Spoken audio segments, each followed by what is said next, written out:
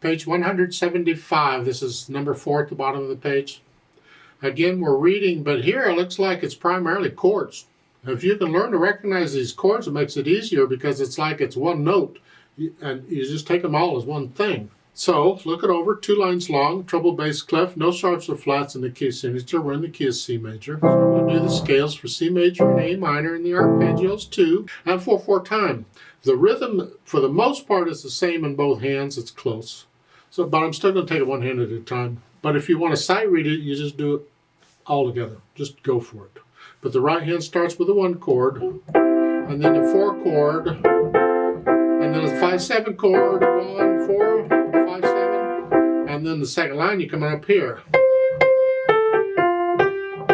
The measure 6, 5, 2, 5. Again, we just change hand positions on repeated notes. Reach up. That's fine. At the end, you don't have to cross over the thumb if you don't want to. Nothing wrong with it. You can, but again, I don't have to. I can just come down and use 4th finger on the F. I typically do that because I don't cross over the thumb if I don't have to, because I'm lazy and I don't want to do that. Okay. Left hand's just these. Okay. The second line is the chords. 4 chord, 5/7 chord. Okay. Then put the hands together with this rhythm. That's close to the same, and I've sort of dodged the rhythm up to this point. I just wanted to get the notes first. Because a lot of times in learning a piece of music, it's so tricky. I got to get the notes and the fingering worked out first. I forget the rhythm, just the notes and the fingering. And then once I have that, then I'll go back and add the rhythm too. A lot of times, if it's simple enough, I can do the rhythm and the notes together. But here, I just did the chords, and I want to get that out of the way. And now I can go back and think about this rhythm, because it's got a lot of syncopation going on. In the first measure, the first 2 beats are okay quarter notes. But then the 8th rests come on beat 3. So it's 1 and 2 and 3 and 4. And that's what you're doing. So it's 1 and 2 and 3. Kind of repetitious.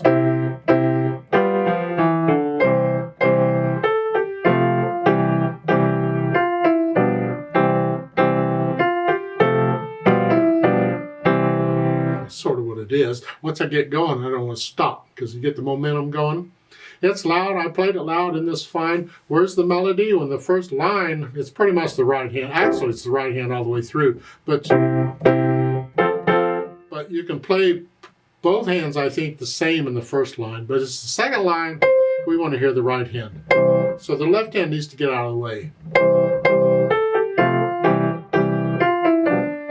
As far as the speed goes, that depends on the mood I'm in this kind of stuff, because it says moderato, so it's not fast or slow. Slow is that. 1. Ugh. Fast is it's just kind of in the middle.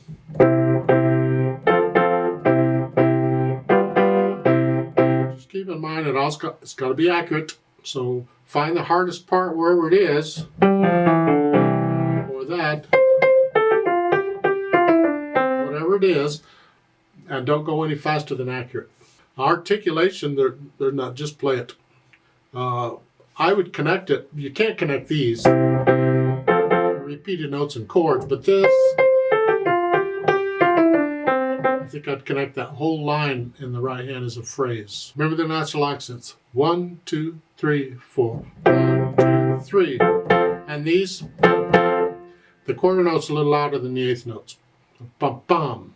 Because I hear even pros do this. Bum, bum. They do. And that's an effect. Comes handy in jazz or whatever. But for the most part, normally, it would be to hear. Is what you to hear.